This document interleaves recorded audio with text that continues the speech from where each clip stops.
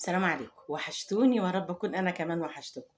بصوا يا جماعه، انا جايه اقول لكم على فيديو شفته امبارح ام بتدعي على بنتها بحرقه وباصعب الدعوات. تدعي على بنتها دعوات صعبه جدا جدا.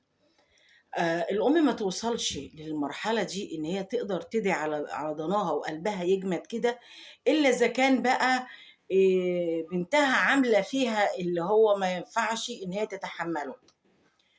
الأم بتقول لها أنت خدتي هدومي بتاعة العمرة البيضة ليه؟ ربنا يجعلها كفن لابنك. وبعدين بتقول لها ربنا يجعل عيشتك كلها خراب ودمار، ربنا يجعل قبرك نار. يا ساتر يا ساتر.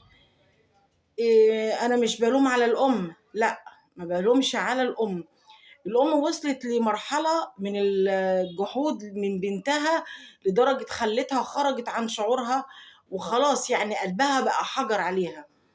أنا بوجه كلامي للبنت، انت ازاي توصلي نفسك للدرجة دي؟ ازاي انت بني آدمة بالجحود والغباء والعصيان ده؟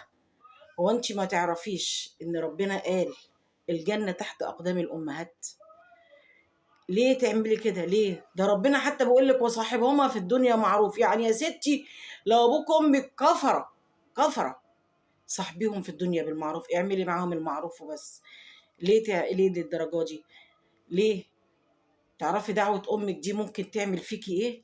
والله العظيم انا اعرف ناس امهم ميته غضبانه عليهم، قسما بالله بيعيطوا بدل الدموع دم، نفسهم ترجع عشان يلحسوا التراب اللي تحت رجليها. ليه يا جماعة؟ ليه كده؟ ليه؟ انا نفسي تراجعي نفسك وتلحقي.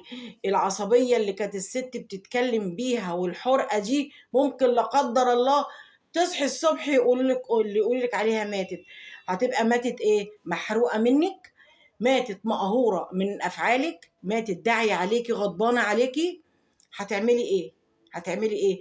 طبعا هتقومي تصوتي وتلطمي وتجري ويا حبيبتي ياما، مع انك كنت موريها الويل في عيشتها، كنت عامله فيها العمايل دي وخليتيها خرجت. مش تدعي عليكي بينها وبين نفسها، لا، دي بتعرف الدنيا كلها انها بتدعي عليك. واكيد طبعا في ناس يعرفوك ويعرفوها وعرفوا الكلام ده وشافوا دعوتها عليكي. ليه؟ يا ريت يا بنتي تلحقي نفسك وتروحي تلحقي نفسك كده وتوطي على رجليها تبوسيها مش ايديها. ده لمصلحتك والله، ده لمصلحتك. وربنا يهدي اولادنا يا رب، ربنا يهدي اولادنا.